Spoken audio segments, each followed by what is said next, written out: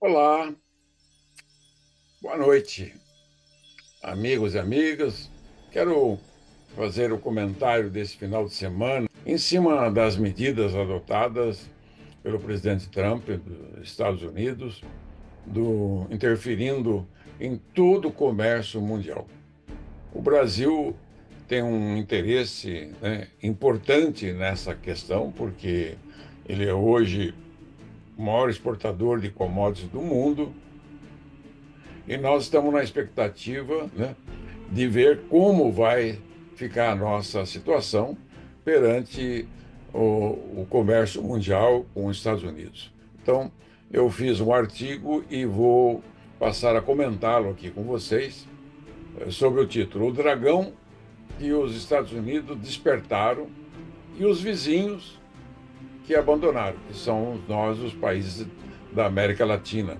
As Américas, três Américas, nós temos 35 países, Estados Unidos e Canadá, e mais 33 países, né? A maioria latino-americana. E o continente todo, um bloco que teria 1 bilhão de pessoas, 1 bilhão de habitantes, que seria um grande gigante, né, se tivesse uma integração econômica. Então, eu quero começar a falar da origem desta relação dos Estados Unidos com a China. Quando começou? Quem são, né? Quais são os responsáveis por essa parceria, né? Que começou lá na década de 70? Foi o presidente Nixon, o Henry Kissinger e o Bush pai. Esses três do Partido Republicano Americano. Sabe que os Estados Unidos tem dois partidos, os republicanos e os democratas.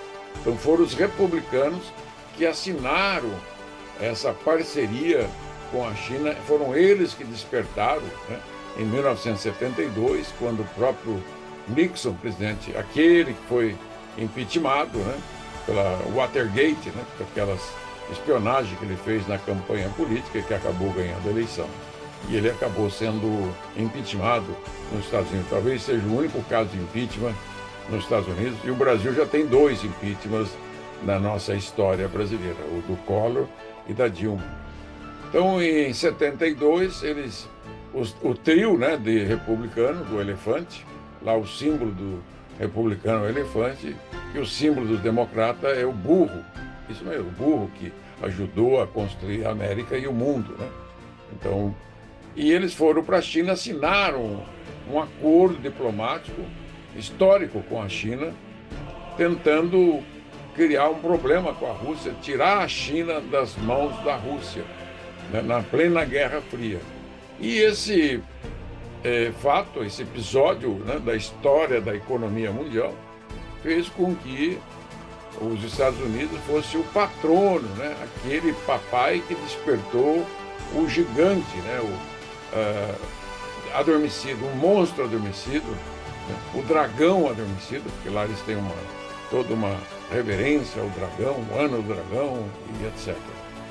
Então, o que parecia ser um lance genial no tabuleiro geopolítico mundial, revelou-se agora, décadas depois, né, num grande problema de dimensão mundial, né, quando eles abriram as portas do Ocidente à China, e os Estados Unidos forneceram tudo: capital, tecnologia, mercados, né, e legitimidade a um regime autoritário, altamente disciplinado, né, focado em objetivo de longo prazo, sob Deng Xiaoping. Então a China adotou práticas econômicas capitalistas sem abrir mão do controle estatal. Isso aí, um comunismo de Estado, um capitalismo de Estado, né, comandado pelo Partido Único Chinês. Só tem um partido, o Partido Comunista, e o Exército Chinês. Eles trabalham integrados, né, e um primeiro-ministro, que na época era o Deng, hoje é o Xi. Então, eles não abriram mão do comunismo, começaram com 100, 200 milhões de habitantes. Na época eles tinham 1 bilhão e 300 milhões de habitantes, hoje tem 1 bilhão e meio de habitantes. E cresceu como nenhum outro país na história moderna, mas cresceram de forma, né, absurda. O Bush o pai, né, conhecia bem os líderes chineses e ele era o chefe da missão americana em Pequim em 1970. Ele deu continuidade ao processo, mesmo, né, o defensor da democracia no mundo, né, vendo o massacre da paz celestial em 89, ele continuou defendendo o engajamento com o regime. Então a promessa era clara: à medida que a China integrasse o mercado global, se tornaria mais aberta, democrática e previsível. Lê do engano, né? Lê do engano, um engano histórico de um país que se diz que tem as maiores inteligências, né, do mundo, os maiores estrategistas do mundo, são os mais ricos do mundo, são os mais fortes, mais poderosos, o maior exército, o maior poderio militar, que são os Estados Unidos. Hoje sabemos que a China, né, transformou-se no maior rival dos Estados Unidos, né? É um rival estratégico de alta tecnologia, de grande potência de produção. A maior máquina de manufatura da história da humanidade foi o que os chineses fizeram com o seu país sobre um regime autoritário, repito, de partido único, de um exército trabalhando junto com o Partido Comunista chinês. Então, e esse protagonismo, né, nas cadeias produtivas globais, eles passaram a liderar tudo. Tecnologia, militarização do Indo-Pacífico, um modelo autoritário de governança que desafia diretamente os valores ocidentais, os nossos valores que herdamos dos europeus que nos colonizaram.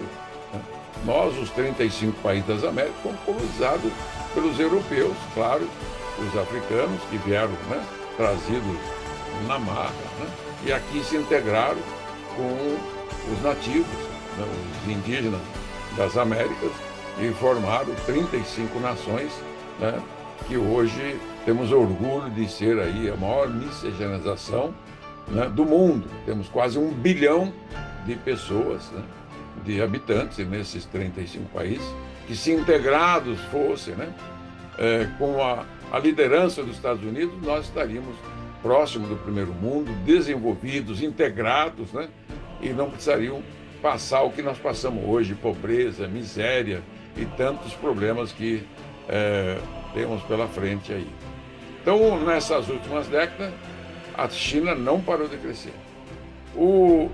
Para você ter uma ideia, eles estão crescendo nas últimas décadas a 8% ao ano, 8%, aumentando de forma assustadora as suas exportações, em contraste com países como o Brasil e os Estados Unidos, que apresentamos crescimentos menores, né? Os Estados Unidos já era rico, né? O Brasil era pobre. Em 1980, o Brasil vinha de um ciclo de 50 anos, de 31 a 1950, com um crescimento de tigre, de 6,3% ao ano.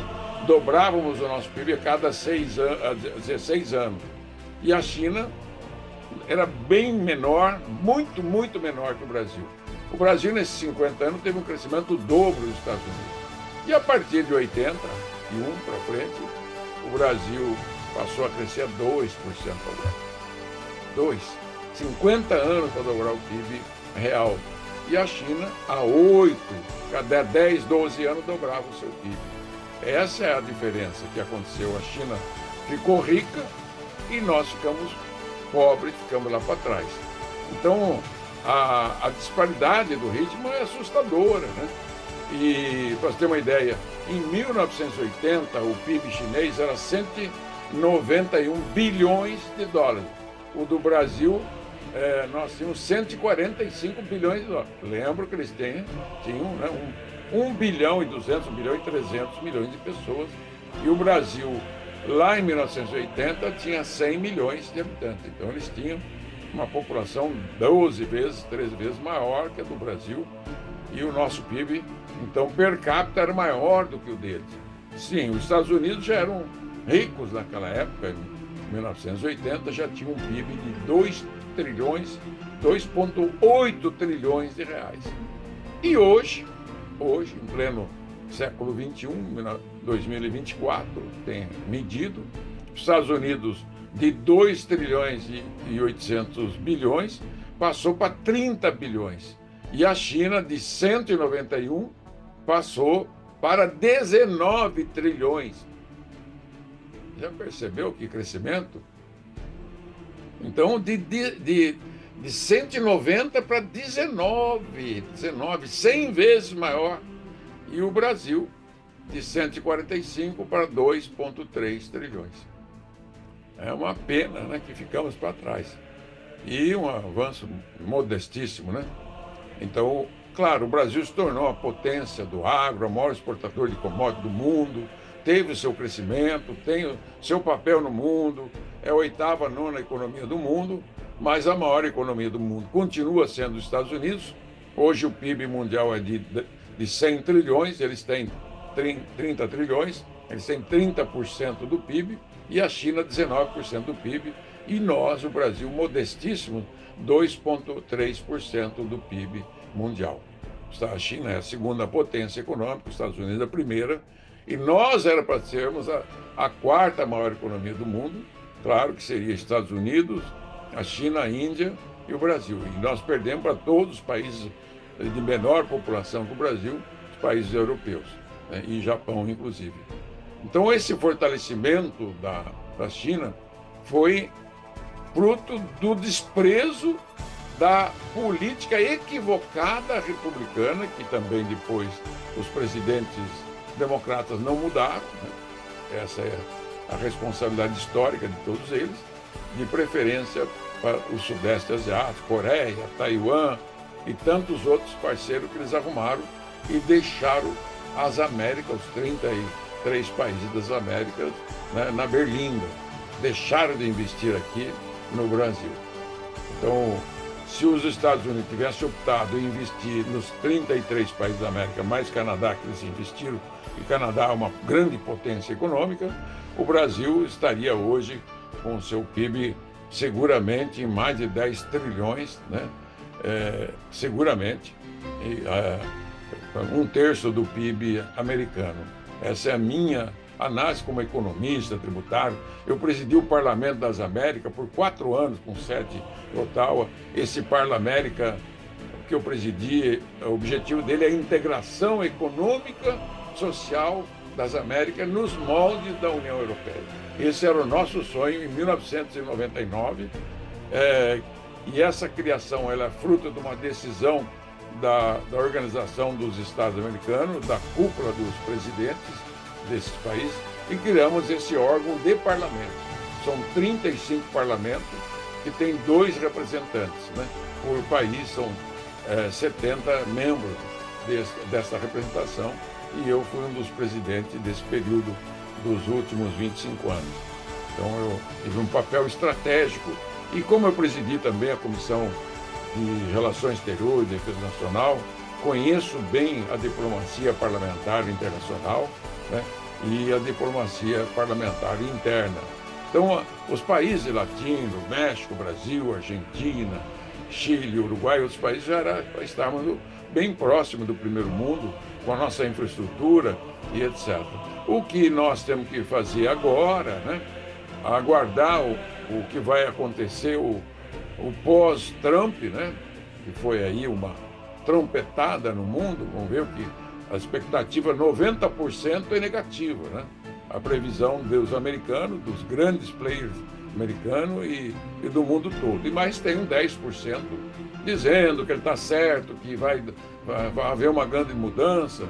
Eu confesso que, né, na minha experiência de mais de 50 anos de vida pública, posso dizer que tenho muito mais experiência pública do que o Trump, do que o presidente Lula, o Bolsonaro, porque minha vida começou lá de vereador há 53 anos, depois prefeito, secretário de Estado fazendo 2 vezes, 8 mandatos de deputado, né?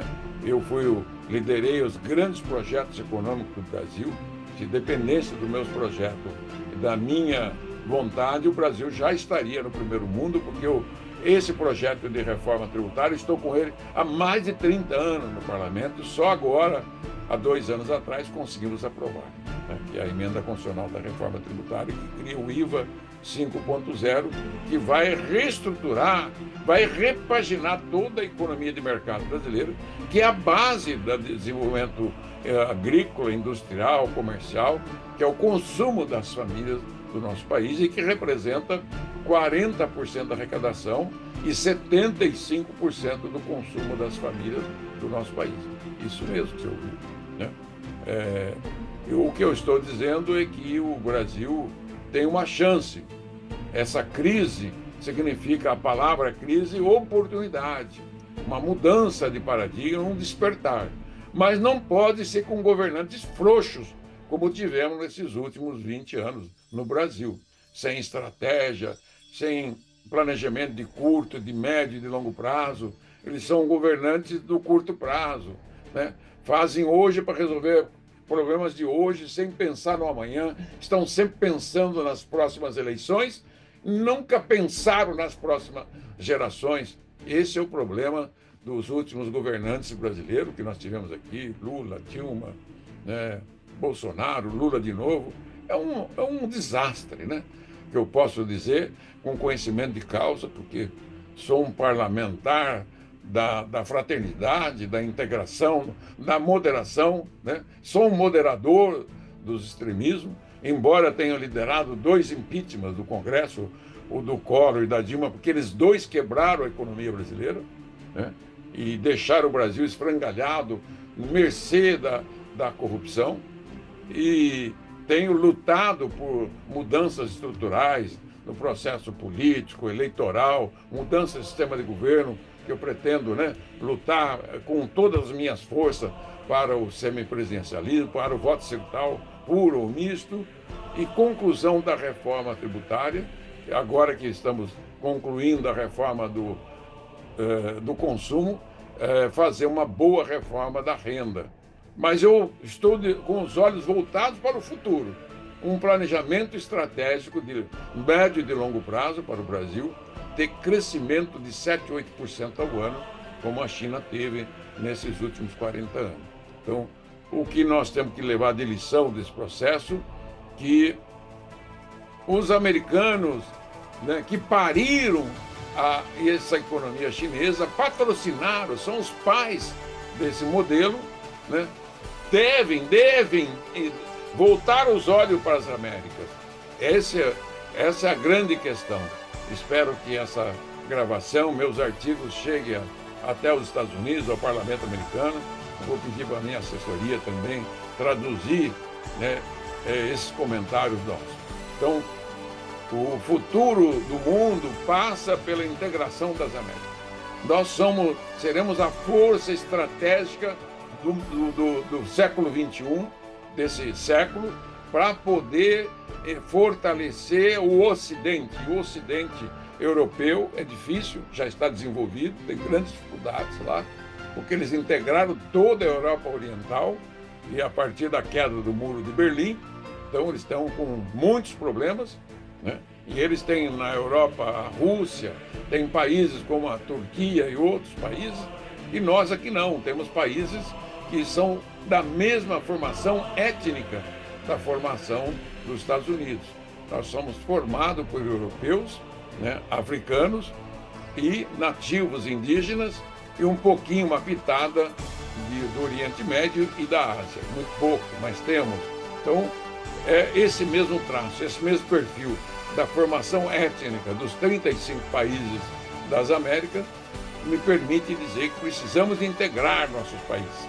Precisamos de desenvolvimento integrado, conjunto, para abastecer as Américas e o mundo.